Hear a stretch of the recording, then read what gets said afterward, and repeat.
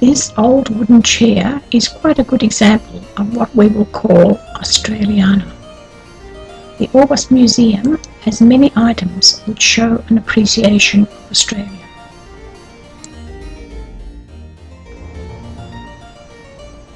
Let's have a closer look at this chair.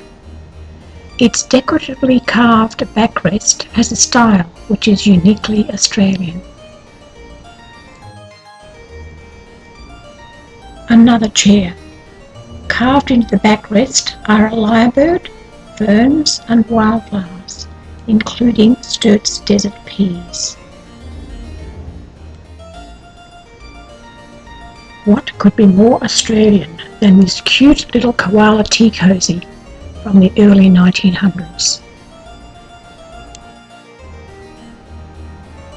The Orbost Museum has several artworks which feature Australian wildflowers. This fine piece uses dried flowers which are all local to the Orbost area. An Orbost woman painted these local wildflowers onto a background of alabaster in the 1890s. This large basket is made from local reeds and grasses by an Aboriginal woman from Lake Tyers in the 1880s. Women's handcrafts using Australian images.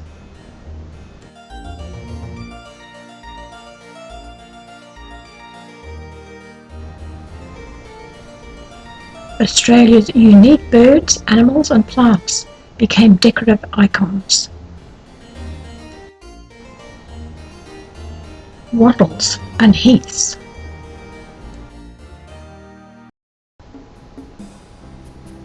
This is a very unusual item.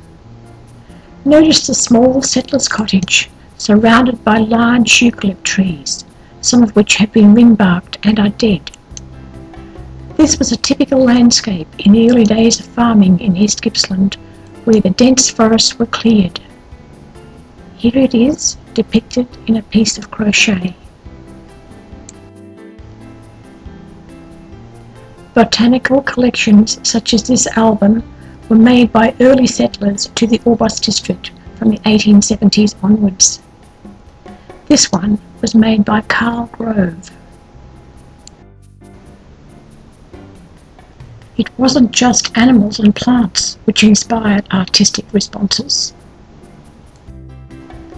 Even government bodies such as Victorian Education Department used Australiana. I'm going to end with a couple of items which have an entirely different focus.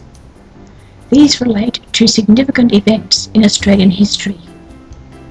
This one is, of course, the Sydney Harbour Bridge, 1932. A piece of Maruya granite from a bridge pylon has been made into a memento. Let's take a closer look at this spoon. The words, "One people, one destiny, one flag," are printed onto a small shovel at the top of this spoon. Notice also the Union Jack and the Eureka flag. In 1899, this spoon was used by supporters of Federation as a promotion for the uniting of the colonies to form Australia. Federation finally occurred in 1901.